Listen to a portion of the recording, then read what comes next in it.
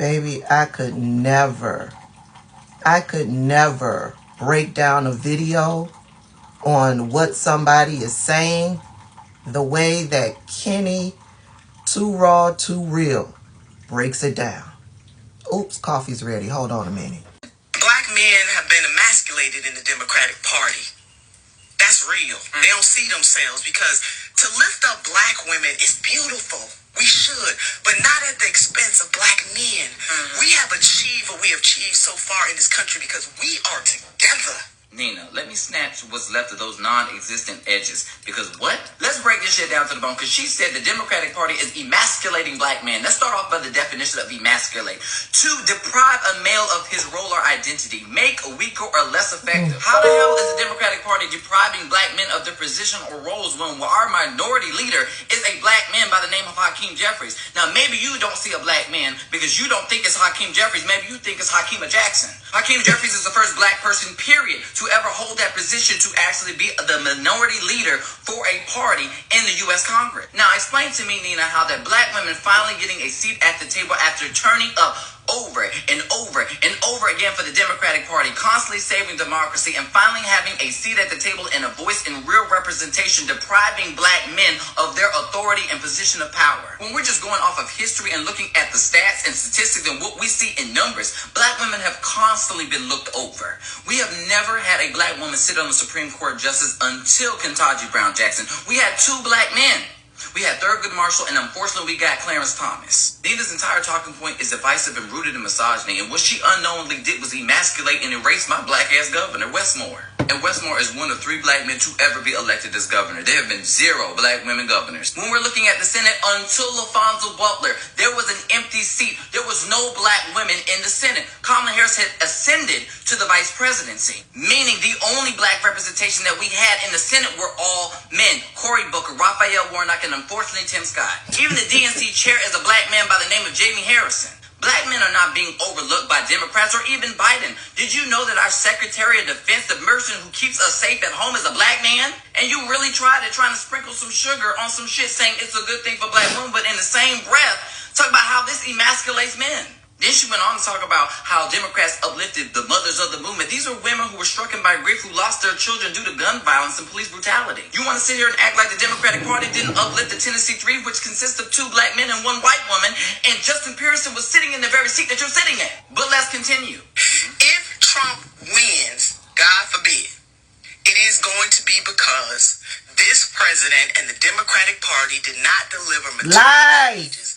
Lies. So you saw C. Santana now. You want material, girl. Well, let's talk material. In 2018, you tweeted about how Americans deserve clean water, clean air, and clean food. But in 10 months of Biden's presidency, he passed the infrastructure bill, which allocated $50 billion in replacing lead pipes and making sure that we had clean water. So is that not material?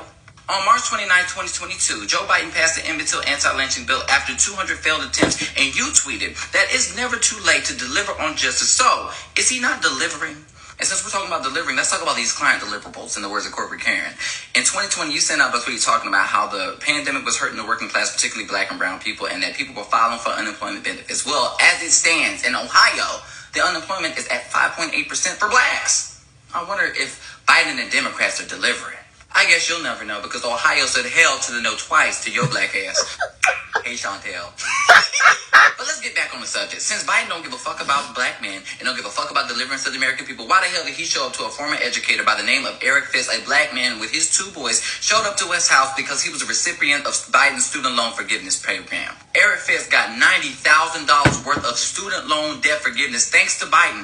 Is that not transformational? Is that not substance? Let me just say this in closing to you, Nina, because you know this and I know this. You're paying attention. You're very well versed when it comes to politics, and you understand the policies that's been coming out of the Biden-Harris administration and what Democrats have been doing, particularly for black people, because they never left black men behind.